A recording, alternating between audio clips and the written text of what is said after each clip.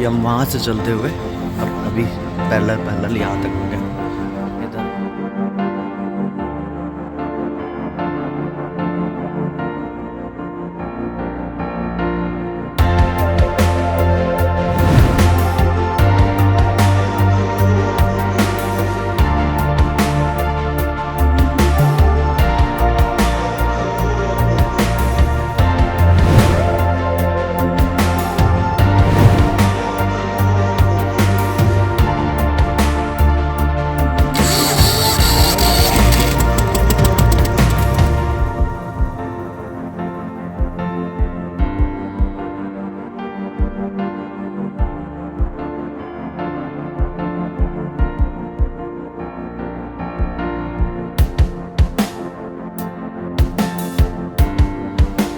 नहीं है ये ग्यारह समझिए 24 घंटा 11 लाशें जलती हैं।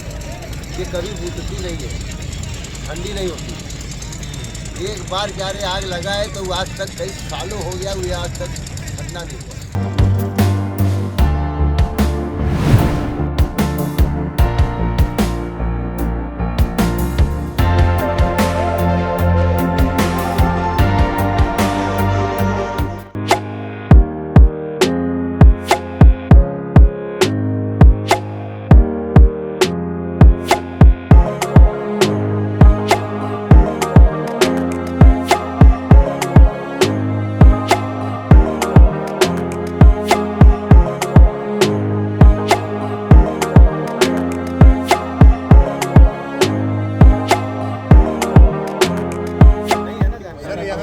सर यहाँ पर एक नदी बहती है, अस्सी नदी, उसी के नाम पर 80 नदी। जो बनारस जो वाराणसी का भी और वाराणसी का जो नाम हुआ ना सर वरुणा नदी और 80 नदी दोनों का मिल करके वरुणा धन 80 वाराणसी बना। दोनों संगम स्थल है।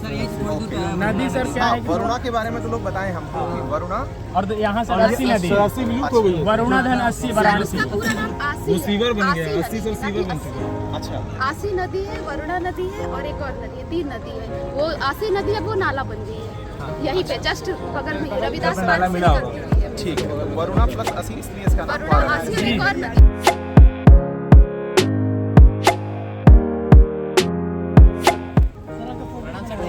पोर्ट्रेट बनाए हैं।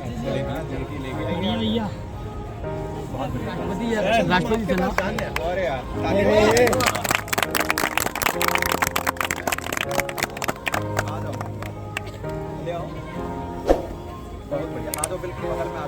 ये वो हैंडल वाला है क्या जिसमें हमने कमेंट किया था? हैंडल वाला है। बहुत बढ़िया भाई। अपना नाम बताओ भाई। आनंद कुमार सर।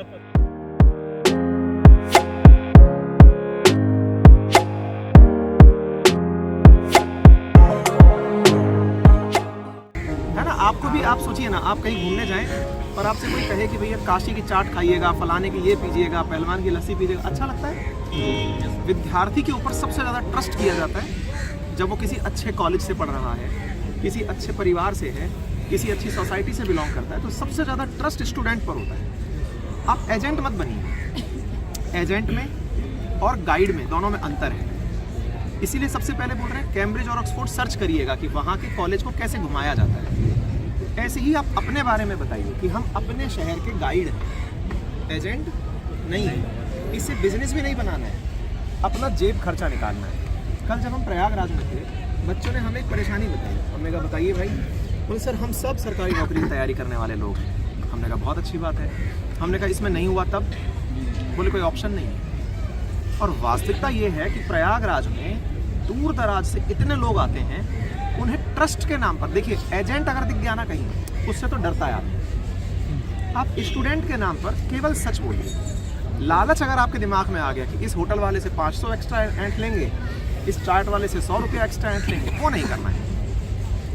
अपनी जगह को एक्सप्लोर कराइए, ऑथेंटिक जानकारी आप एकदम सच बोलिए। ये ट्रैवलिंग आइडिया है। हमने अपने अलवर के लिए जो आइडिया दिमाग में रखा था कि हम यहाँ पर लोगों को बताएंगे कि ट्रैकिंग इटसेल्फ यहाँ पर एक गेम है भाई, करने आइए आप विचार कीजिए। आज यहाँ से उस पार आप में से कुछ लोग नाव पर बिठाकर किसी को लेके गए और वहाँ ले जा करके रैकेट लगा करके बैडमिंटन खिलवा दिए। इतनी सारी फैमिलीज आई हुई हैं। कि चलिए सर नदी पार आपके लिए व्यवस्था करें, अब वो खुद तो नहीं ला सकता था रैकेट वगैरह कुछ नहीं, उसके तो आइडिया में भी नहीं था। आप वहाँ ले जाके रैकेट खिलवा दिए कि सर देखिए नदी किनारे आपको रैकेट खिलवाएं, उसके लिए टूरिज्म हो गया भाई। समझ रहे हैं आप लोग?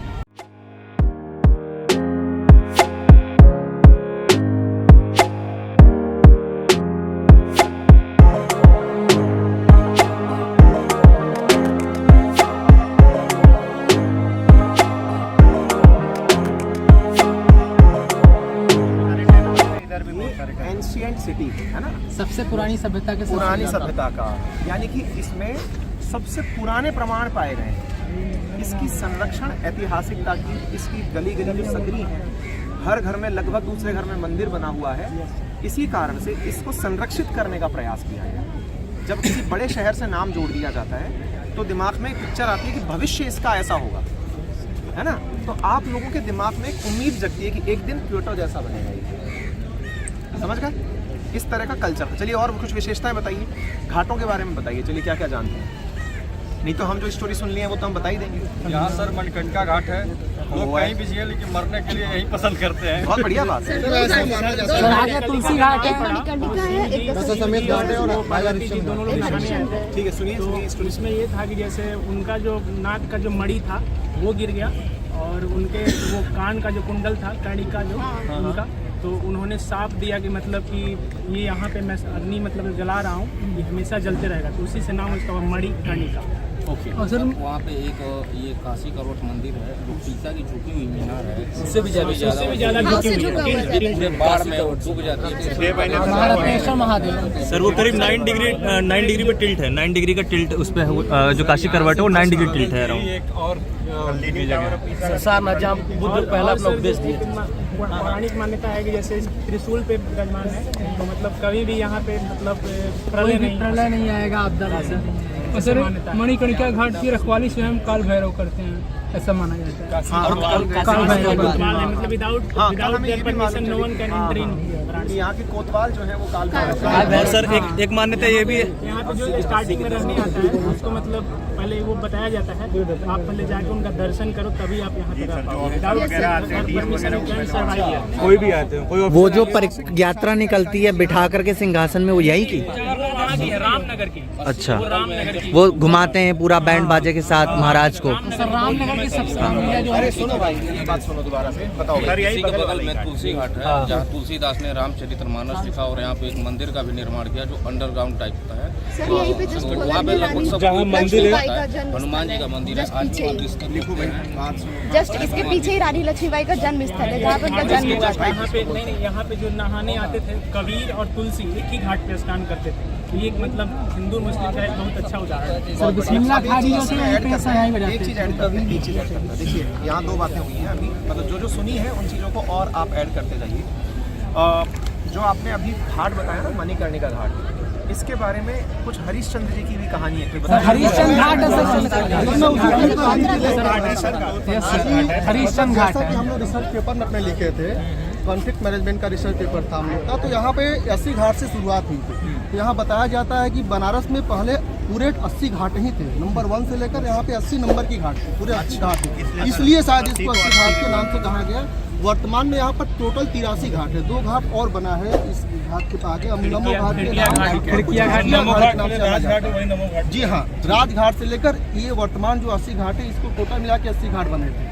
तो सर मेरा ग्रेजुएशन हरिश्चंद्र पीजी कॉलेज से हुआ, तो वहाँ पर मुझे कुछ जानकारी मिली थी कि जो भारतेंदु हरिश्चंद्र थे, वहाँ के संस्थापक हरिश्चंद्र विद्यालय के, तो उनकी पौराणिक कथाओं के अनुसार वो जब उनको कुछ स्वप्न आया था, तो उन्होंने अपनी राजपाट पूरा किसी कवि को या तो किसी जो महर्षि थे उनको, साधु को उनको दे दिए थे, और वो एक घाट पे अपना जीवन यापन करते थे। तो उनसे संबंधित घाट है, बगल में हमारा घाट है हरिश्चंद्र घाट, उन्हीं के नाम पर वो घाट का नाम आज भी हरिश्चंद्र घाट के नाम पर है। वो अपने शायद उनको भी हार गए थे, जो वहीं पर जो लोग हमको इस ब्लॉग में सुन रहे हैं, हम बता दें कि यहाँ पर जो मणिकर्णिका घाट जिसकी इतनी बार चर्चा हो रही है, वहाँ पर मोक्ष प्राप्ति के लिए माना जाता है कि अंतिम संस्कार अगर इस घाट पर हुआ तो फिर मोक्ष के द्वार पर ही हैं आप, यानी यहाँ से आगे मोक्ष की ही प्राप्ति यानी कि वैकुंठ की प्राप्ति सर होती है। एक मान्यता और है कि यहाँ पे जो भी लाश आती है उसके कान टेढ़े हो जाते हैं।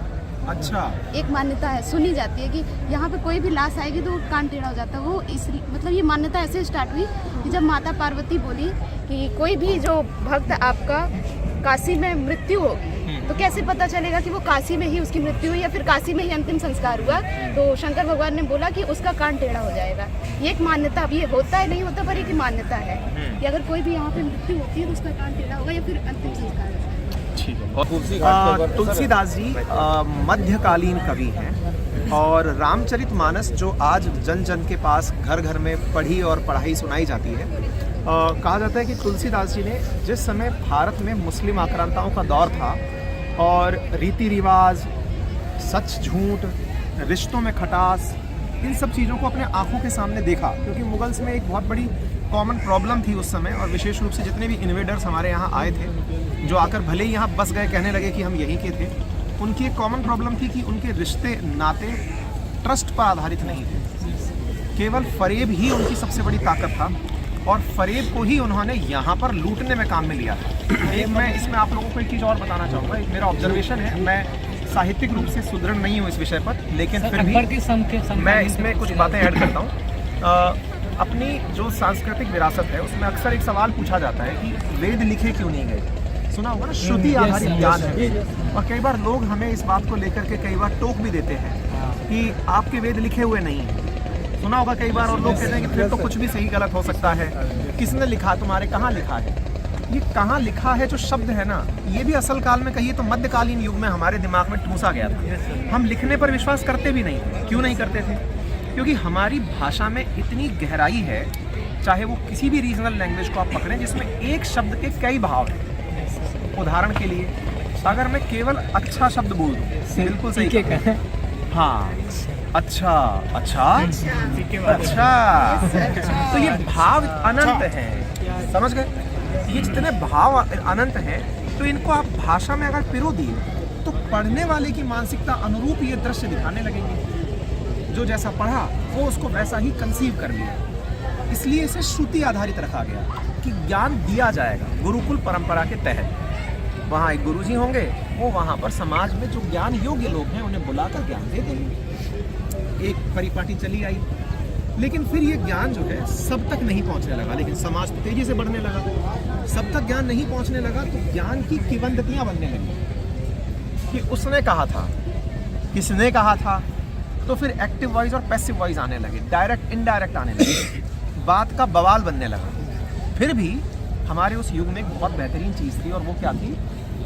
हम लोग सत्यम शिवम सुंदरम को मानने वाले लोग थे। हम लोग वो लोग थे जो सत्य को ही ईश्वर का रूप मानते हैं। सत्य है वही ईश्वर है। बहुत ही सही और सहज परिभाषा दी थी भगवान की। कई बार पूछते हैं ना भगवान क्या है, बच्चों के मन में बहुत बड़ा सवाल होता है, तो समझदार लोगों ने एक सार दे दिया कि सत्य ईश्वर है, और सत्य आपके जो ईश्वर है ना, वो अंतरात्मा में बसा हुआ है।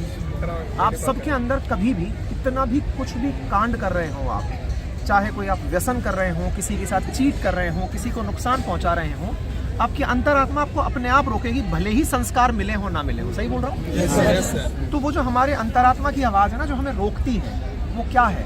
हमारा ईश्वर है, जो सत्य रूपी ईश्वर है ना।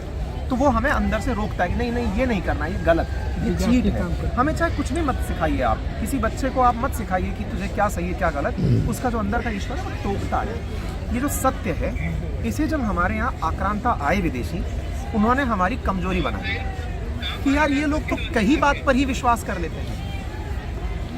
ये लोग क्या कर लेते हैं? कहीं बात पर विश्वास कर लेते हैं। क्या आप मेरी बात समझ पा रहे हैं? Yes sir. भाई आप और हम में क्या था कि उसने कहा है, मान लिया, तभी तो हरिश्चंद्र जी की जो भूमि कही गई है ना, प्राण जाए पर वचन न जाए, रघुकुल रीत सदा चली जाए। मतलब वचन की इतनी महत्ता थी। भगवान राम वनवास चले गए क्योंकि उनके पिताजी ने माताजी को वचन दिया। यहाँ वचनों की महत्ता थी, यहाँ लिखित शब्दों की महत्ता नहीं थी। लिखित को तो आप किसी भी रूप में पढ़ सकते हैं, इस कारण से हमने महत्व नहीं दिया। ये मेरा अपना एनालिसिस है, मैंने रिसर्च नहीं की है, लेकिन हाँ, जितना अब तक पढ़ा, जितना मैंने समाज से ज्ञान कंसीव किया, उसको सार में पिरोने का प्रयास कर रहा हूँ। आप लोग इसके विरोध में कुछ कहना चाहें तो जरूर कहिए। मैं समाप्त करता हूँ, समाप्त करूँगा 2 मिनट में। और जब ये बात हमारे सामने आती चली गई, अंत क्या निकला? मध्यकालीन युग आया, जिस समय इन्वेडर्स आक्रांता आने शुरू हुए, और उन्होंने आकर के हमारे इसी विश्वास के साथ खेला कर दिया। जितने भी आप युद्ध सुनते हैं उसमें क्या सुनते हैं? जयचंदों की कहानी सुना, धोखा कि सुनिए उसने ये कहा है, हम क्योंकि क्या मानते थे, कहा तो झूठ तो कहा ही नहीं है, जो कहा है वो तो सच है, और सच है तो हम तो मानेंगे कि उसने ऐसा ही कहा होगा। हम लोग वो उस सभ्यता के लोग थे जो ये मानते थे कि विदेश मतलब जो विपक्ष का खेमा है, इवनिंग में जब मैच मतलब युद्ध रुक जाएगा उसके जाके हालचाल पूछेंगे कि भैया सब कुशल तो है। हाँ मतलब हम मतलब युद्ध समाप्त होने के बाद महाभारत में दिखाया कि नहीं, हम जाकर के बाद में पूछा कर भाई सब ठीक तो चल रहा है। अब हमारे जैसे लोगों को शाम के समय जब हम विश्राम कर रहे हैं, धोखे में हमारी ही पूरे टीम पर हमला हो जा रहा है। पानीपत के युद्ध में क्या हो रहा है? धोखा ही तो चल रहा है। चाहे हमारे जितने भी राजपुताना थे, जितने भी राजपूतों के होते, अधिकांश जगह जब जब आक्रमण हुए, सब आक्रमणों में सबसे ऊपर क्या था? धोखा। उस काल में तुलसीदास जी मध्यकाल में, अब लिंक करिएगा इस चीज को, अगर ये सही दिशा में जा रहा है। कब थे तुलसीदास जी का टाइम फ्रेम बताएगा? अकबर के टाइम में, अकबर के टाइम है ना। अगर अकबर सही है तो 16वीं शताब्दी में थे, 1528 में ना। ठीक, अब इसको जोड़िए 16वीं शताब्दी, 15वीं से 16वीं के बीच में। उस समय तुलसीदास जी को यह एहसास हुआ कि अब तो लोग भाई की बातों पर भी विश्वास नहीं कर रहे। बात समझ रहे हैं आप लोग? भाई से भाई को, माँ से बहू को, बेटी से बाप को, सबको चिंता हो गई। समाज में अविश्वास का दौर था, भक्ति काल शुरू हुआ था। भक्ति काल का मूवमेंट बीएचयू वालों बताओ, भक्ति काल मूवमेंट कुछ ध्यान है? यस।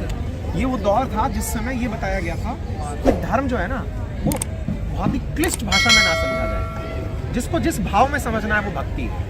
आपको ईश्वर लगता है कि मेरे नाम लेने से, मेरे जयकारे लेने से ईश्वर प्रसन्न है तो ले लीजिए। ये वो मूवमेंट था जिसमें कि बाधाओं को बहुत नॉमिनलाइज किया गया। तुलसी जी ने बैठ करके फिर रामचरितमानस की रचना की, बताया कि हमारे इतिहास में, हमारी परंपराओं में, हमारे रीति रिवाजों में, हमारे परिवार में एक व्यक्ति और एक परिवार ऐसा हुआ जिसमें हर रिश्ते की मर्यादा लिखी है। अचरज इस बात का होता है कि दासी के भी दायित्व क्या है वो तक उसमें लिखे हैं। रामचरितमानस में भगवान राम को जब वनवास हो रहा है तो किसकी बात पर? मंथरा की बात पर मंथरा।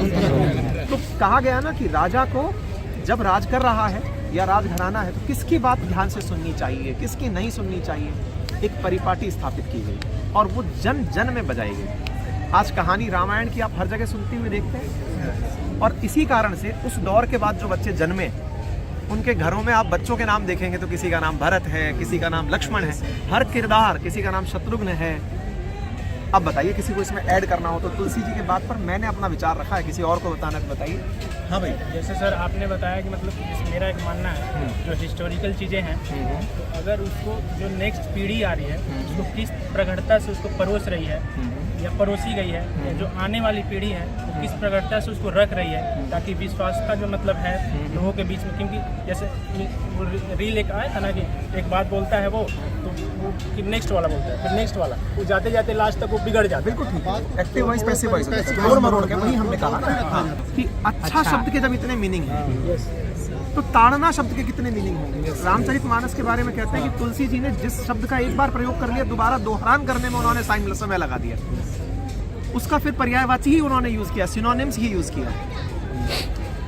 इसका मतलब ये बात है ना कि लिखते समय बहुत सारी चुनौतियां आती हैं, आप भाव को नहीं डाल सकते इसके अंदर, है ना।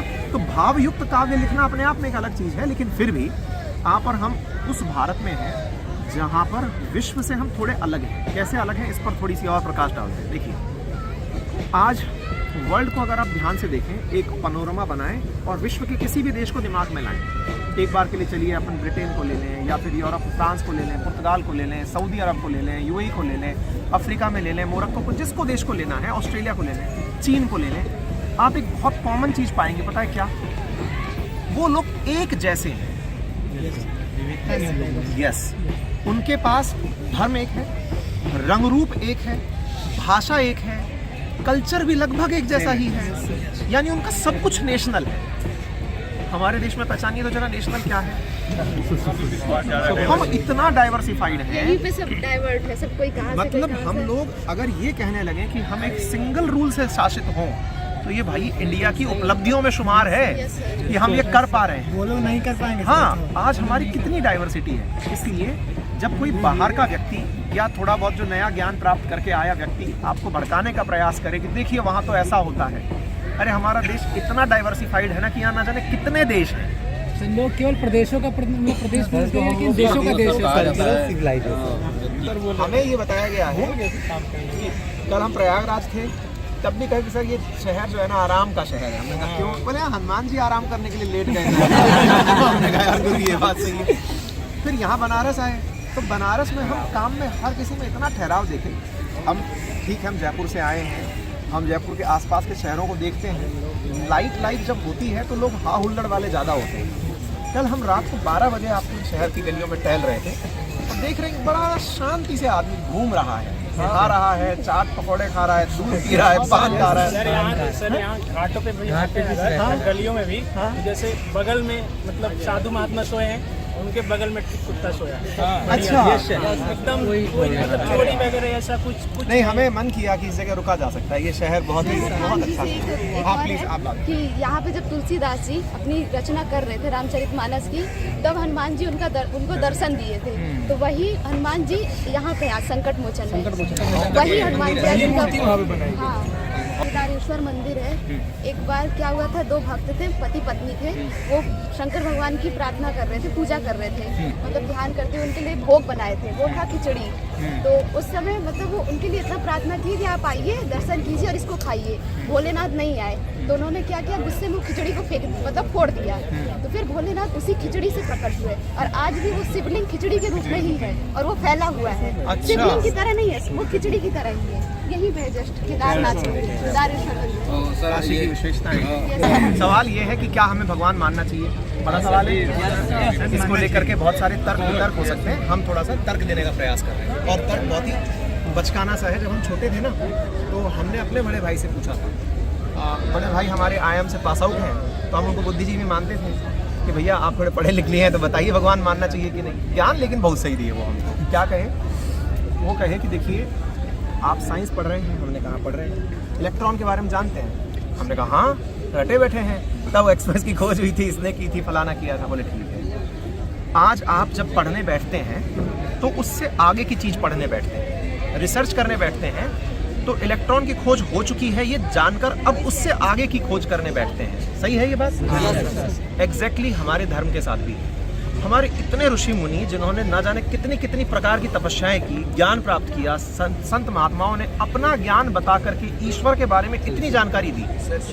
रिसर्च ही था ना वो उनका तरीके का आध्यात्मिक रिसर्च था, जो लेबोरेटरी में ना होकर के ओपन लेबोरेटरी में था। प्रकृति से बड़ा क्या हो सकता है? उन्होंने अगर आपसे कहा कि ऐसा होता है तो उसे विश्वास करने में जा क्या रहा है भाई? साइंस जिसको आपने मान लिया केवल इसलिए कि इलेक्ट्रॉन होता है क्योंकि फलाना सिंह कह के गया था, है ना, तो तर्क को तर्क से काटा गया। चलिए इसी के साथ समापन करते हैं। जय श्री राम।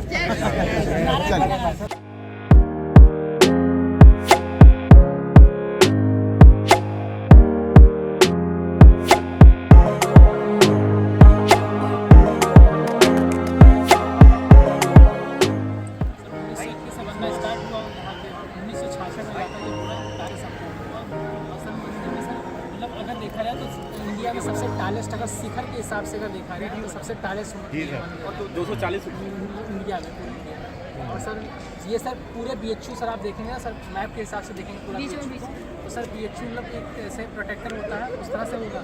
और सर उसके एकदम बीचों बीच में सर ये मंदिर दिखता है। आकर की अर्धचंद्राकार का माध्य कैसे निकालेंगे? यहीं से सर, यहीं से निकलेगा, एक सेंटर होता है, इसी सेंटर से। क्योंकि अर्धचंद्राकार का माध्य निकालना एक टेक्निकल माध्य यही सर रहता है। सर ये गूगल पे सर मैप में हल्का सा भी जूम करेंगे आप बनारस को तो सीधा दिख जाएगा चौक और चौक। अच्छा जी सर, गूगल में इसी नंबर से ठीक है। सर यूनिवर्सिटी लाइफ को कैसे जिए, मतलब कि कुछ निगेटिव और पॉजिटिव? तो पहला सवाल आपने पूछा यूनिवर्सिटी लाइफ को कैसे जिए। पहले तो हम बायोलॉजिकल एक लाइन बोलते हैं। तो बायोलॉजिकल लाइन ये है कि ये जो एज है ना अपनी, ये एज जिसमें 3 शब्द यूज़ किया गया है, जो पुरुष हार्मोन है और जो स्त्री हार्मोन है, उनका स्तर अचानक बढ़ने लगता है। टेस्टोस्टेरोन है, एस्ट्रोजन है, इनका स्तर जब जो भी महिला और पुरुष के हार्मोन है बायोलॉजी में जो आप पढ़ते हैं, उनका स्तर जैसे ही बढ़ने लगता है, यौवन अवस्था आने लगती है, किशोर अवस्था जिसे हम कहते हैं। होता ये है कि हमारे जैसे जैसे बायोलॉजिकल फीचर्स एनहांस होते हैं, हमारे अंदर एक मेल भाव, अगर पुरुष है तो महिला है तो महिला का भाव उत्पन्न होने लगता है। और मेल भाव क्या है?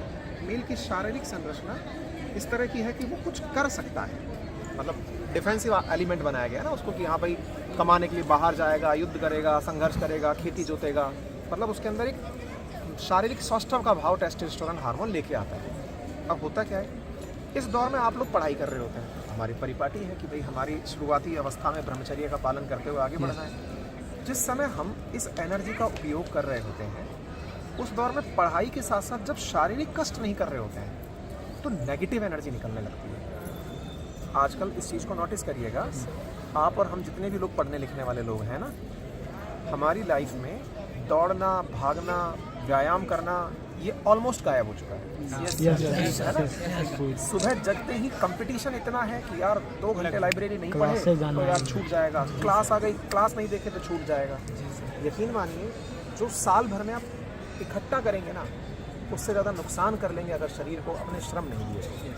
क्योंकि इस समय ना ऊर्जा का ज्वाला फूट रही है एकदम, और उसको पसीने के रूप में ही निकाला जा सकता है। पहले मैंडेटरी हुआ करता था स्कूल जाना, कॉलेज जाना, है ना? अपने स्कूल को आजकल बच्चे सबको बाईपास मार दिए, क्यों? सबको ये लगता है कि भाई जल्दी उम्र में नौकरी पा गए तो हम सफल कहलाएंगे। और वास्तविकता में नौकरी के बाद भी कोई सफलता का अंत नहीं है ना। क्या है, किसको आप सफलता मानेंगे? ये अपने आप में बड़ा ही सब्जेक्टिव सवाल है। लोग IAS बन करके भी असंतुष्ट हैं, और लोग आपके बनारस में बिल्कुल घाट किनारे सो के भी संतुष्ट हैं, है ना? तो मुद्दा ये है कि संतुष्टि सबसे बड़ी चीज़ है, तो उसको पाने के लिए सबसे पहले नियम अनुसार चला जाए। और बायोलॉजी ये कह रही है कि रोज़ पसीना बहाइए। तो सवाल छोटा था, आंसर बढ़ा दिए कि विद्यार्थी जीवन में जब आप स्पेशली यूनिवर्सिटी में हो, जब यूनिवर्सिटी का एग्ज़ाम पास करना प्राथमिकताओं में हो, उस समय खूब जोर लगाकर रोज़ाना एटलीस्ट 1 घंटे एक्सरसाइज करिए। आप अपने सबके चेहरे देखिए एक बार, सब अपने एक दूसरे को देखिए, सब पहचानिए एक दूसरे को, चेहरे पे चमक मिसिंग है, पहचानिए ना सबका। और कुछ लोग कहेंगे कि नहीं, मतलब कुछ दुराचारी हरकतें आ गई हैं, ये हो गया। एनर्जी है ना जी, वो निकलने का रास्ता खोज रही है। और अगर हम उसका रास्ता ढूंढ लिए कि रोज़ पसीना बहाना, रॉक सॉलिड बन के निकलना है, सब चीज़ें हटा दीजिए, परीक्षा के लिए थकान वकान सब हटा दीजिए। इतनी सारी चीज़ों का इलाज है ये। आपका डिप्रेशन दूर करेगा पसीना। पसीना सर्दियों में अगर आप छू गए तो दिन भर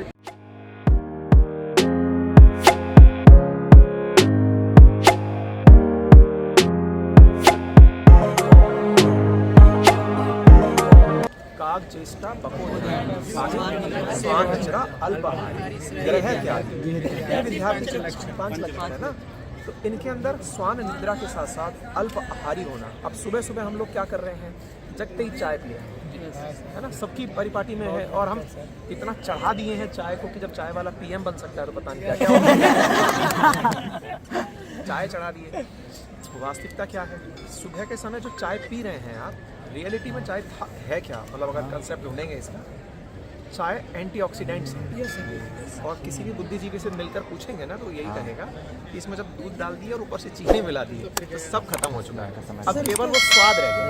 इसका सब्स्टिट्यूट ऑफ कॉफी बता दीजिए, कॉफी पियोगे तो और कुछ नहीं। अगर आपको वाकई में एंटीऑक्सीडेंट्स लेने हैं सुबह, तो चाय में बिना दूध के और बिना चीनी के आप कुछ नहीं मत लीजिए, गर्म चाय पीजिए ना। अगर आपको अपनी सेहत का ख्याल रखना है, जैसे मैं रोज़ाना चाय पीता हूँ, यहाँ आकर के मीठी चाय पी रहा हूँ, अदरवाइज एकदम बिना चीनी और बिना दूध की चाय। सर एक सवाल है सर, आपको कब लगा कि आप संतुष्ट है अपने जीवन के संघर्ष से? नहीं है, हम खुश हैं। 2 बातें अलग हैं। देखिए, संतुष्टि क्या है ना, कि अब जो प्राप्त है वो पर्याप्त है, ये भाव आ जाए तो संतुष्टि का भाव है। और मैं जो कर रहा हूँ उसमें खुश हूँ, तो मुझे लगता है कि तो पूरी दुनिया मेरे लिए छोटी है। देखिए, मैं अभिलाषी नहीं हूँ, मुझे कोई मतलब यूनिकॉर्न कंपनी नहीं बनानी है, मतलब मैं अपने आप को लेकर क्लियर हूँ इस बात पर। लेकिन मुझे ज़्यादा से ज़्यादा लोगों तक पहुँचना है, मुझे राजनीति भी नहीं करनी है मुझे। हाँ जी, सर अगर जो प्राप्त है वो पर्याप्त है, अगर ये बोले गलत है। संघर्ष के साथ प्रेरणा कहाँ से आएगी? यही तो मैंने बोला, गलत है, पकड़ा लाइन नहीं बोलना है। मैं संतुष्टि की परिभाषा को अगर तो मुझे संतुष्टि क्या है, तो एक लाइन में जो प्राप्त है वो पर्याप्त है, अगर वो ये बोलता है तो वो गलत बोल रहा है। हर समय की कुछ फेजेस बना दिए हैं। ब्रह्मचर्य में ज्ञान अर्जन करना है, उसके बाद का जो गृहस्थ आश्रम है उसमें तो खूब कमाना है, और जो कमा करके धन अर्जन किया वानप्रस्थ आश्रम में उसको लोगों को देना है, उस ज्ञान को भी बांटना है। कि सुनिए हमने इस तरह से ये बिज़नेस किया था, सुनिए हमने इस तरीके से ये चीज़ पैसा अर्जित किया, अपने बच्चों को शिक्षा देनी है, उन्हें सक्षम बनाना है। और संन्यास आश्रम में जिस तरह से मैं आज आप लोगों के बीच घूम रहा हूँ, इस तरह से घूमने निकल जाना भाई ठीक है। अब वो क्या गया, आज के युग में ज्ञान कहीं से भी मिल जा रहा है और कोई भी स्थित केंद्र नहीं है कि ज्ञान इसी रूप में पाया जाए। तो पता ही नहीं चल रहा है कि कौन सी फेज़ में हम लोग हैं, हम कौन से आश्रम में हैं नहीं पता है। हम ब्रह्मचर्य में रह के गृहस्थ की पालना में कई लोग निकले हुए हैं, 21-21 साल की एज में शादी वादी कर ले रहे हैं, है ना। फिर दूसरा बात क्या हो रहा है, कुछ लोगों को अत्यधिक ज्ञान हो जा रहा है तो वो कंठी माला उठाकर संन्यास में ही 21-25 में निकल ले रहे हैं। मतलब क्या है कि ये जो ज्ञान का सही दिशा से प्राप्त होना, जैसे कहते हैं ना कि डॉक्टर की दुकान में बहुत सारी दवाइयाँ रखी हैं, मेडिसिन में बहुत सारी दवाइयाँ रखी हैं, लेकिन इसका मतलब ये तो नहीं है ना आप सब भाग लेंगे, ज़रूरत के हिसाब से लेंगे ना। तो जो परिपाटी हमारे पूर्वजों ने बनाई है, आश्रम व्यवस्था में संस्कृति हमारी विकसित हुई है, उसको माना जाए ना तो निश्चित ही हमें लाभ है। सर इसीलिए हम जैसे मतलब मैं पार्ट टाइम अपना टीचिंग करता हूँ और सर शाम को मतलब शाम को बच्चों को पढ़ाता हूँ, सुबह खुद पढ़ता हूँ। और सर हर संडे को सुबह 4 बजे 80 घाट चलाता हूँ, आरती देखता हूँ, उसके बाद क्योंकि आप कंफ्यूज है ना, कारण क्या है देखिए, आपने फिर से वही अभी मैंने जो लाइन कही, 80 घाट की भी आवश्यकता आपको लग गई, पैसे की भी आवश्यकता लग गई, पढ़ने की भी आवश्यकता लग गई। देखिए आवश्यकता अगर है कि मेरे पास धन अर्जन होना चाहिए क्योंकि ज़रूरत है मेरी, तब तो आप कुछ भी करिए, सब वैलिड है। लेकिन जिस एज में, जैसे उन्होंने पूछा ना यूनिवर्सिटी के समय को कैसे जीना चाहिए, यूनिवर्सिटी का वो काल है जिस समय बढ़िया चीज़। अच्छा अब दूसरा पॉइंट ऑब्जर्व करिएगा, पहले आप सबके चेहरे आपने ऑब्जर्व किए, उनमें से आप पाएंगे कि किसी के चेहरे पर वो चमक, जो अपन बोल रहे हैं ना, देखते लगे कि यार गुरु यार तुम क्या खाते हो यार, मतलब चमक रहे हो, है ना। एक तो वो मिसिंग है। कुछ लोग कह सकते हैं सर वो बहुत अच्छा खाने से आता है, नहीं, खुश पसीना बहाइए, पसीना बहाने से आता है। चाहे आज समाज में आप कहीं खड़े हैं, आप सोचिएगा, अपने शरीर को लीजिए और लेकर के अपने परिवार की माता बहनों के साथ निकल जाइए यात्रा पर, अकेले जाइए, आप खुद से क्या फील करिएगा कि आप सुरक्षा देने की स्थिति में हैं। इसका मतलब कुछ समझ रहे हैं, हम इनडायरेक्ट नहीं कह रहे हैं कि आप कलेक्टर बन जाएंगे, एसपी बन जाएंगे तभी सुरक्षा देंगे, नहीं भाई, शारीरिक सौष्ठव ईश्वर ने दिया है आपको, प्रदत्त है। और ये बात भी बहुत ही वाहियात है सुनने में कि सर महिलाओं को हमारे प्रोटेक्शन की क्या आवश्यकता है। हम जिस समाज के अंदर है ना, वहाँ सबकी कुछ ड्यूटीज़ हैं। महिलाएं आज सक्षम बने, बराबर पहुँचे, ये अच्छी बात है, लेकिन हर महिला को वो अवसर तुरंत तो प्राप्त नहीं हो जाएगा कि हम बटन दबाएं और सब महिला बराबर आ गई। बहुत सी समाज की महिलाएं ऐसी हैं जिन्हें हम जैसे लोगों की भी आवश्यकता है, मानते हो? क्योंकि अगर मैं इस लाइन को बोलूँ तो कुछ लोग इस बात से ऑफेंस फील कर सकते हैं, क्या बात कर रहे हो सर, समाज में सब बराबर हैं, सब आत्मनिर्भर हैं। अरे भैया बात अच्छी है, इस तक पहुँचने में कितने साल लग जाएंगे, तब तक आपकी और मेरी लीला समाप्त हो लेगी। महिलाएं अपने लिए प्रयास कर रही हैं, सरकार उनके उन्नयन के लिए कार्य कर रही है, बच्चियां मेहनत करके आगे बढ़ रही हैं। फिर भी उस दौर में जब ट्रांजिशन चल रहा है तो हमारा व्यक्तित्व ऐसा हो कि हमारी प्रेजेंस में वो लोग सुरक्षित महसूस करें। हम एक लाइन बोलते हैं ना, दोबारा रिवाइज करिए, क्या बोलते हैं, बड़ों का छोटों को, और अपना व्यक्तित्व कैसा बनाए, महिलाएं सुरक्षित एवं सम्मानित महसूस करें। आई बात समझ। और कई बार बच्चे इसमें कॉन्ट्रोडिक्ट किए कि सर हर महिला का सम्मान करें जरूरी नहीं है। नहीं भाई, समाज में देवता भी हुए हैं तो दानव भी हुए हैं। ये लाइन से ना गुजबाम सा जाता है। ये भाव है। ये भाव क्या है कि अगर एक आदर्श आप समाज की स्थापना की बात करेंगे तो उसमें ये चीज़ें आप डाल देंगे तो आपका व्यक्तित्व स्वतः ही अच्छा हो जाएगा। आप लोग मेरे साथ में इतनी देर से हैं, मैं बिल्कुल बनावटी नहीं हूँ, मैं रियल में ऐसा हूँ। पता चल जाता है सर, समटाइम्स ऐसा होता है कि ये आदमी जो है ना, पता नहीं बनावटी दिख नहीं जाता है सर। हम लोग देख रहे हैं ना बहुत दिन से आपको, इसमें हम लोग जान रहे हैं। पहले से ऑफलाइन क्लास होगी है हमारी। यही मॉडल चाहिए था हमें, छोटे छोटे ग्राउंड में बैठ करके बच्चों से बात करना, हमें ये मॉडल पसंद है, इसीलिए हम नाम बैठ के दिए थे। इस क्वेश्चन में मेरे द्वारा क्वेश्चन है कि सर जब हम ऐसा व्यक्ति को जीने का प्रयत्न करते हैं तो हमारा आज का ऐसा समाज हो गया है कि आपको कहेगा आप चोमू हो या सारी लड़कियां ही बोलेंगी सर। नहीं सर उसने सर एक्चुअली एक लाइन बोलता हूँ, उसके बाद फिर आपका लाइन दोहराना। क्षमा शोभती उस भुजंग को जिसके पास गरल हो, उसका क्या जो दंतहीन विषहीन सरल हो। आपके व्यक्तित्व पर ये पंक्ति भी शोभा तब देगी जब आप सक्षम हैं कि बहन भाई खड़ा है, और वो भाई खड़ा है ना, तो ना जाने कितनी बहनों को ये लग रहा है कि ये खड़ा है ना गुरु। हम वर्दी ना भी लगाएं और फील्ड में जाएं हमारे खड़े होने से हम केवल एक बार हाथ यूँ कर देना, खैर नहीं भाई खड़ा है। पर्सनैलिटी में चीज़ें आती हैं। हम कोई फिल्म का कलाकार थोड़ी हैं, हम अचीव कर लिए, हम अपने व्यक्तित्व में ले आए। आपके पास जब ये अचीवमेंट जुड़ने लगेगा, वो किसी भी रूप में जुड़ सकता है, शारीरिक बल के रूप में जुड़ सकता है, मानसिक बल के रूप में जुड़ सकता है, पद प्रतिष्ठा पैसा इन सबसे जुड़ सकता है। मैं सीधा फिर से नियम बदल दिया, जैसे आश्रम व्यवस्था में नियम बदल दिया था ना कि पहले कौन सा आश्रम जीना है, ऐसे ही पहले ही मैं सोच लिया बहन मैं तेरी हिफाजत करूँ, बोले तो तेरी तो कर ले। वो बात वो है जो आपने कहा ना चौमू समझती है, पागल समझती है, वो उनको समझती हैं कि यार फिर से नियम बदल दिए गुरु यार। सुरक्षा भी जैसे कहते हैं ना, चैरिटी बिगन्स एट होम। पहले आप अपनी मदद तो कर लीजिए, सहायता दूसरे की तब करिए, है ना। बहुत सारे लोग कहते हैं मैं समाज को सुधारना चाहता हूँ, आप सुधर गए क्या?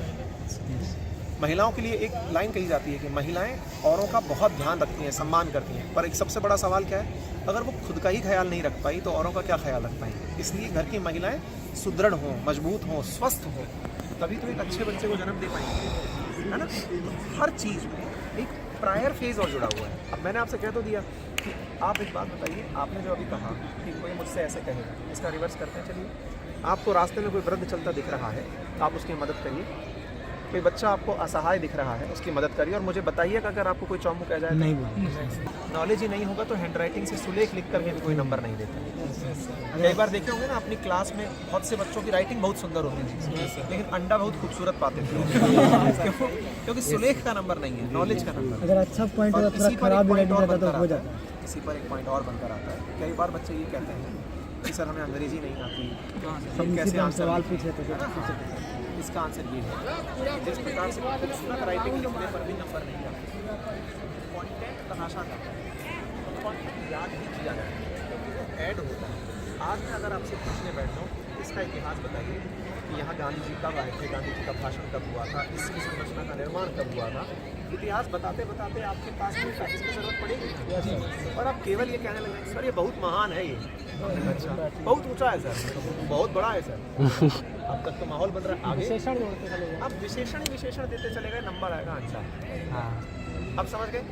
विशेषण के साथ में फैक्ट्स जब ऐड करेंगे वो लर्निंग से आएगा, उसके लिए पढ़ना पड़ेगा। तो आप भाषा कोई सी भी अपनाएं, जरूरी क्या है, पढ़ना। पहले कंटेंट ऐड करिए, और कंटेंट ऐड करने के लिए ना प्रवचन कितना भी हो सकता है, लेकिन एक चीज़ हमेशा ध्यान रखिएगा, रटने का कोई सब्स्टिट्यूट नहीं है। अगर हम इस एजुकेशन सिस्टम में बहुत सारे लोग हम जैसे ही कहते हुए मिल जाएंगे, समझना बहुत जरूरी है। समझे नहीं तो क्या होगा, बहुत अच्छी बात है, समझना तब तक भी जरूरी है। यहाँ तक तो समझ लिए गुरु की, इसको रटना कैसे, अब रटना ही है। जितने भी टॉपर बने घूमते हैं जो कहते हैं कि भाई हम तो बस मैं रट लेगा, असल में 3 इडियट मूवी के अंदर सब रेंचो बनते हैं। सही मायने में वो जो साइलेंसर है ना, वो आज के समय की सी रियलिटी है। सर एक टीचर बोले थे छोटे छोटे बच्चे देखने आएंगे, बड़े बच्चे काय में पागल हो रहे 4-5 साल बाद जान जाओगे। मुझे मेरी क्राउड को ना पहले तैयार करना पड़ेगा, किस बात के लिए कि बेटा सुनो हिंदी मीडियम वालों का भी सिलेक्शन होता है। अब कुछ लोग कहें आप विरोधी हैं, हिंदी विरोधी हैं, नहीं भाई, हम भ्रम के विरोधी हैं। आप ये मत बताइए कि इस मीडियम से निकलेगा, आप ये बताइए इस कंटेंट से निकलेगा। आप कंटेंट पर चर्चा ही नहीं कर रहे हैं, आप ये चर्चा करिए ना कि हिंदी मीडियम में भी वही सारा कंटेंट उपलब्ध है जो इंग्लिश में है। आज भी कोई बच्चा कहता है कि हमने साहब स्पेक्ट्रम पढ़ डाली, या कोई बच्चा कहता है हम लक्ष्मीकांत पढ़ डाली, हम गारंटी लिख के दे रहे हैं, आप दोनों किताबें लेके साथ बैठ जाइएगा। ट्रांसलेटेड लक्ष्मीकांत है, उसमें भी अभी 100 रुपये निकाल सकते हैं बैठ कर। लोग कहते रहे लक्ष्मीकांत मिले ना, पढ़िए दोनों को टेबल पर रख करके, अर्थ का आनंद हो रखा है हिंदी वाली। अब आगे लेके होता ये है कंटेंट अवेलेबल। जैसे मैं ये चीज़ कहना चाह रहा हूँ, एक टॉपिक थोड़ा हटके है, जैसे आप भी समझते हैं, ये बात आपने लेक्चर में कई बार जिक्र किया कि गवर्नमेंट जॉब प्रिपरेशन ये, बट इतने मास यूथ को ये सारी चीज़ें नहीं मिल सकती जो आप समझ रहे हैं। तो आजकल ये भी ज़रूरी है कि इंसान को जितना एजुकेशन की जरूरी है, लिटरेसी की, उतना फाइनेंशियल लिटरेसी की भी बहुत ज़्यादा ज़रूरी है, और स्किल्स की। तो आप उस दिशा में भी कुछ बताएं हम लोगों को, थोड़ा बेहतर रहेगा। देखो, और फाइनेंशियल लिटरेसी के लिए ना हमने एक चैनल शुरू किया, ये सर बातें बता दीजिए। और आपने ये भी देखा होगा कि इसको हमने बैन कर दिया, बाद में रोका। गाइडलाइन आया था, और इस कारण से हम थोड़ा स्लो हो गए।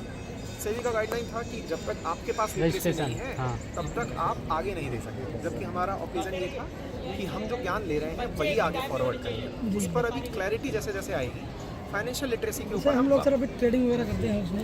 अब बेटा देखो, ट्रेडिंग पे मैं क्यों कमेंट नहीं करूँगा, अच्छी चीज़ है ये, लेकिन बिना ज्ञान के बहुत बुरी चीज़ है, बहुत घाटा कर, मतलब ये जहर है गुरु, मतलब ये ऐसा हथियार है जिसका मतलब, इसलिए बहुत बार ना हम बच्चों को ट्रेडिंग पे कुछ बोल करके फिर पीछे हट जाते हैं। हमने कहा यार क्या पता कोई बच्चा हमारी बात को बहुत ऑनेस्टली ले लिया तो मर जाएगा, इसलिए हमने इन दिनों जो विज्ञापन भी किए उसमें लिटरेसी पे ज़्यादा फोकस किया। हमने कहा यार ये कंपनी सिखाएगी कि कैसे करना है, सीधा ट्रेड नहीं करना। जैसे जीबी वाला की हम जो भी हम करते हैं XYZ जो भी ट्रेडिंग सर बहुत कम, बाकी शेयर में इन्वेस्टमेंट ये सब जो भी करते हैं अच्छी बात है, और आप जैसे ही लोग जो है वो सीखते भी होंगे। मतलब अगर आपका कोई, आप इस एज में नहीं सीखेंगे कि कैसे ट्रेड करना है तो कौन सीखेगा, है ना? तो सीखना उम्र के हिसाब से अच्छी चीज़ है। स्किल पर संभव हो तो सब लोग पढ़ाई के साथ साथ डेवलपमेंट करिए। मैं आपको एक बहुत अच्छी बात बताता हूँ, कुछ वैसा मैं कल प्रयागराज में भी यही सेम सवाल बच्चों ने पूछा था। मैं कल भी प्रयागराज में बच्चों की भीड़ में से हाथ खड़ा करवा के ये पूछा था, आप में से कोई एडिटिंग जानता है? आप में से भी पूछ लेता हूँ, चलिए वीडियो एडिटिंग थोड़ा थोड़ा ना कॉन्फिडेंस के साथ, हाँ कॉन्फिडेंस के साथ आप ये कह पाओ कि मैं बहुत प्रोफेशनल एडिटिंग जानता हूँ, है ना? आप जानते हैं, आप जानते हैं तो निश्चित ही आप कमा भी रहे होंगे, कमा रहे हैं। हमको तो नहीं पता ना ये कौन है, ये तो अचानक है।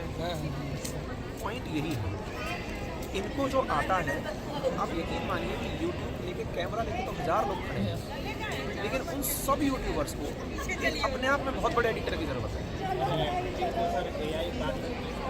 नहीं कर सकता बेटा, AI का कोई चीज़ किसी को रिप्लेस नहीं, केवल डर है AI का।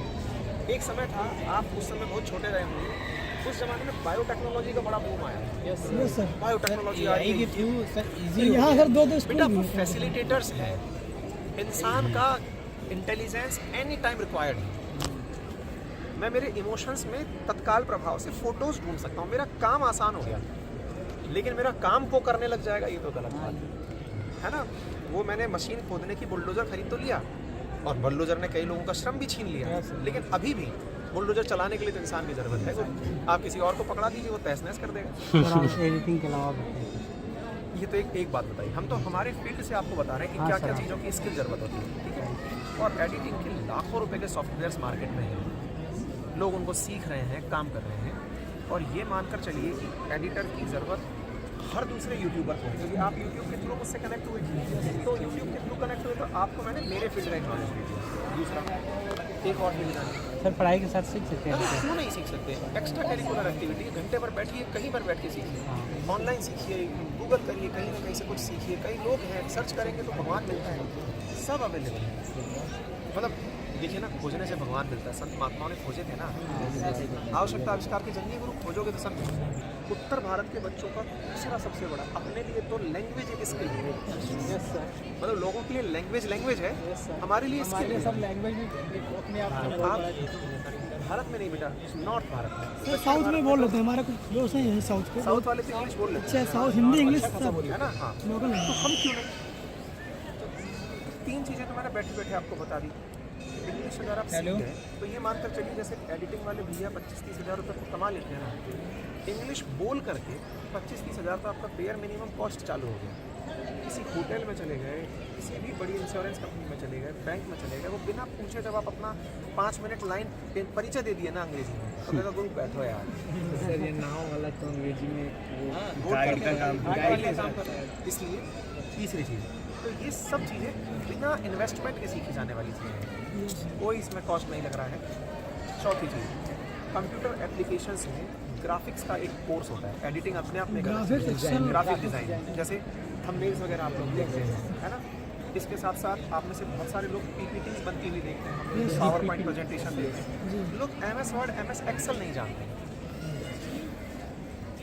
अब होता क्या है, आप गवर्नमेंट जॉब की तैयारी में निकले हुए थे, जैसे ही सिलेक्शन नहीं हुआ सबसे पहले निराशा आती है। अब क्या करें? अगर आप में से एक भी ये स्किल है, आप यूँ ही घूमते हुए किसी गली में निकल गए, किसी को मेल मार दिए, इवन इंटरेस्टिंग बात, आप में से अधिकांश लोगों को मेल करने का अवसर प्राप्त नहीं हुआ।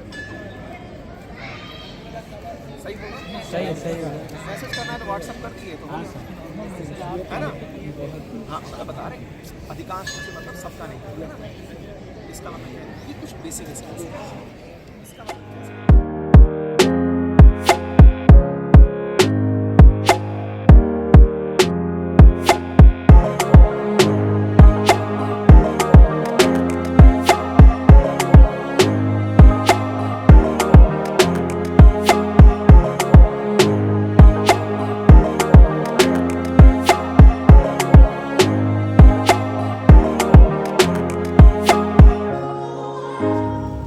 अब हम जा रहे हैं बाबा विश्वनाथ के दर्शन करने। काशी की गलियों से निकलते हुए भैरव जी के दर्शन भी करेंगे। कहते हैं कि शहर के कोतवाल हैं, तो आप सबके लिए बहुत सारी दुआएं और ईश्वर का आशीर्वाद लेने के लिए हम पधार चुके हैं।